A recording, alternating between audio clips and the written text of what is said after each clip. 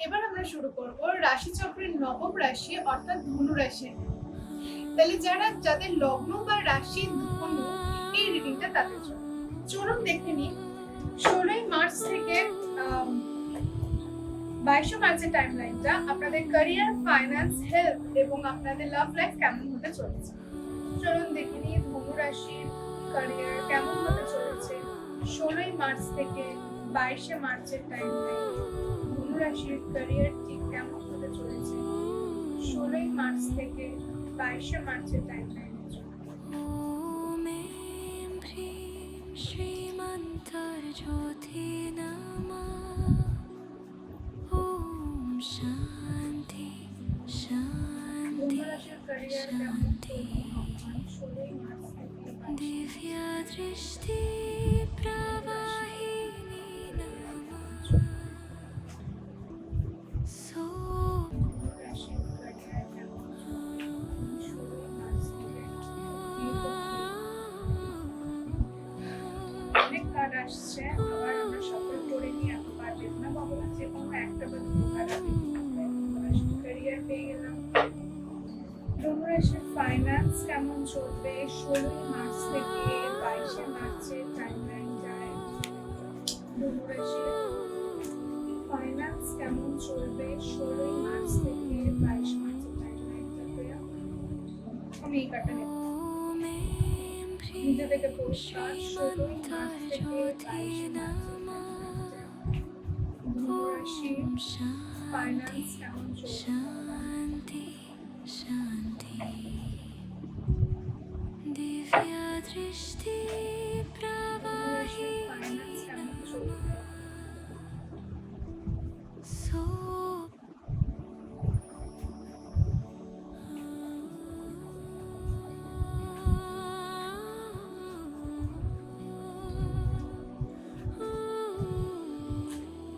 ওকে, আমার কাছে এই দুটো কার্ড এসছে, আমি এই দুটো কার্ড নিয়ে নিলাম। পুড়ে পড়েছে কার্ডগুলো, তাই আমি নিয়ে নিলাম। ধনু রাশির হেলথ দেখবো আমরা, ধনু রাশির হেলথ কেমন চলবে। প্রচুর কার্ড নিজে থেকে পড়ছে, এত এত কার্ড, প্রচুর মেসেজ আসতে চাইছে ধনু রাশির জন্য। ধনু রাশির ওভারঅল হেলথ, ধনু রাশির জাতকের তাদের হেলথ কেমন যাবে কার্ড। ধনু রাশির লাভ লাইফ নিয়ে আমরা এবার জানতে চাই ভগবান 16ই মার্চ থেকে 22 মার্চের টাইমলাইন যাবে। শান্তি দিব্য লাভ দৃষ্টি লাইফ কেমন যাবে 16ই মার্চ থেকে 22 মার্চের টাইমলাইন ধনু রাশির love life. Bottom of the ডেকে এসছে 4 অফ পেন্টিকলস এর কার্ড। এই কার্ডটাই তখন ফাইন্যান্সের কার্ডে আসতে চাইছিল, বাট আমি নিলাম না কারণ ওটা নিজে থেকে পড়েনি বলে, সেটা আবার বটম অফ দ্য ডেকে চলে এসছে। মানে একদম মানে এই কার্ডটা এবারে প্রত্যেকটা রিডিং এ এসছে, each and every reading a এসছে এই কার্ডটা। মানে মানে এই মুহূর্তে এমন কিছু ট্রানজিট হয়েছে যে প্রত্যেকটা রাশিচক্রের মানুষরাই না এখন নিজের ফাইন্যান্স নিয়ে প্রচন্ড সচেতন। তারা ভাবছে কিভাবে সেটাকে রাখবে, সেটাকে সেভিংস করবে। প্রত্যেকটা রাশিচক্রের মানুষ এই মুহূর্তে ফাইন্যান্স নিয়ে ভীষণ সচেতন। চলুন দেখিনি গাইডেন্স কি আসছে ধনু রাশির জন্য, ধনু রাশির জাতক জাতিকাদের জন্য গাইডেন্স কি আসছে।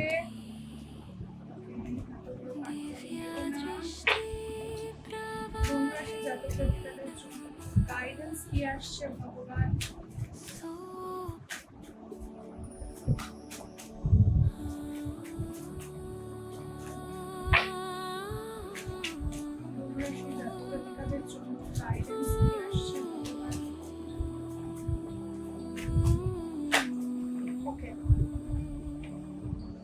কার্ড এসছে, দুটো কার্ডই নিয়ে নিলাম। এখানে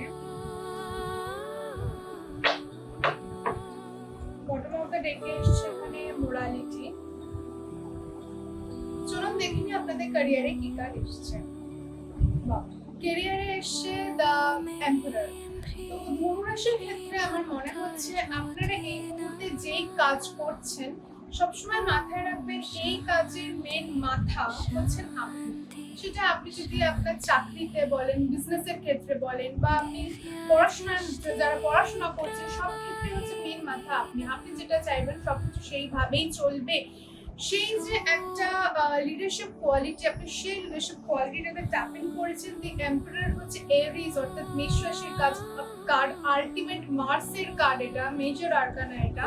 তো কোথাও গিয়ে কিন্তু নিজের সেই লিডারশিপ কোয়ালিটিটাতে আপনারা ট্যাপিং করেছেন। আপনাদের ক্যারিয়ারের ক্ষেত্রেও কিন্তু আমি যেটা দেখছি পদোন্নতি, সেই লিডারশিপ জায়গাটা আপনারা হোল্ড করছেন এবং আপনাদের কথা শোনা হচ্ছে কোথাও গিয়ে। বিজনেস যারা স্টার্ট করেছেন, বিজনেসের ক্ষেত্রেও কিন্তু আপনারা যদি পার্টনারশিপ বিজনেস করে থাকেন, সেক্ষেত্রে কিন্তু আপনার উপরে কিন্তু পাওয়ার ডিপেন্ড করছে। আপনি সেই পাওয়ারটা হোল্ড করছেন, যেখানে আপনার কথা শোনা হবে, আপনি যে স্টেটমেন্টটা দিচ্ছেন সেই অনুযায়ী সবকিছু করা হবে। মোট কথা এই মুহূর্তে দাঁড়িয়ে আপনি আপনার লাইফের মেইন এম্পারার এবং সবাই কিন্তু আপনার আন্ডারেই আছে। আপনার কথা মতো কিন্তু আপনার ক্যারিয়ারের জায়গাটাতে বা চাকরির জীবনে বা বলুন আপনার বিজনেসের ক্ষেত্রে কিন্তু সবাই শুনবে। মোট কথা ভীষণ পাওয়ারফুল একটা এনার্জিতে আপনারা আছেন। এই এনার্জিটা বজায় রাখুন, সেক্ষেত্রে কিন্তু আপনি দেখতে পারেন। আর মোটামুটি আপনারা সকলের যে আসল রূপ, সেই সম্পর্ক কিন্তু আপনারা অনেকটা অবগত হয়ে গেছেন এবং সেই অনুযায়ী কিন্তু আপনারা কাজ করছেন, বাট নিজের ডিগনিটিটাকে আগে রেখে, যাতে কেউ আপনার ডিগনিটিতে আঘাত না করতে পারে। ভীষণ পজিটিভ একটা কার্ড এখানে এসছে। ক্যারিয়ারের দিক থেকে কিন্তু ধনুরাশি ভীষণ স্টেবিলিটি, ভীষণ পরিমাণে অ্যাকশন ওরিয়েন্টেড এটা রয়েছে। একটা কথাই বলবো, নিজের জীবন থেকে অহংকারটা বাদ দিয়ে দিন। এটা যদি কোথাও গিয়ে বাদ দিতে পারেন, তাহলে কিন্তু আপনি জীবনে অনেক বেশি স্টেবল এবং সাকসেসফুল হবেন। আমরা এবার দেখে নেবো আপনার ফাইন্যান্স কি আছে। ফাইন্যান্সে এসছে আমাদের 6 of Wands and the Judgment card. এখানে কিন্তু ফাইন্যান্সের ক্ষেত্রে প্রচন্ড পরিমাণে আমি এখানে একটা উইনিং একটা জায়গা দেখতে পাচ্ছি এবং কর্মার কার্ড এসে কোথাও গিয়ে আপনার রিসেন্টলি কোনো একটা কাজের সাথে যুক্ত হয়েছে বা কিছু এমন করেছেন যেটা দিক থেকে কিন্তু ভগবান আপনাকে একটা রিওয়ার্ড দিচ্ছে কাইন্ড অফ। আপনার কিন্তু প্রচুর অপরচুনিটি, প্রচুর অ্যাবান্ডেন্স আমি দেখতে পাচ্ছি ধনুরাশির জাতক জাতিকাদের এই টাইম লাইনটাতে। ভালো কর্মের সাথে নিজেকে সংযুক্ত রাখুন, মাথায় রাখবেন প্রত্যেকটা কর্মের কিন্তু ফল হয়, যেমন করবেন তেমন ফল পাবেন। ভালো করলে ভালো, খারাপ করলে খারাপ। আশা করি আপনি দেবগুরু রাশি হওয়ার দরুন ভালো কর্মের দিকে নিজেকে সম্পূর্ণভাবে নিযুক্ত রাখার চেষ্টা করবেন। চলুন দেখে নিই আপনার হেলথ কেমন যাচ্ছে। হেলথে এসছে আপনার 4 of Wands এর কার্ড। এটাও কিন্তু খুব ভালো কার্ড।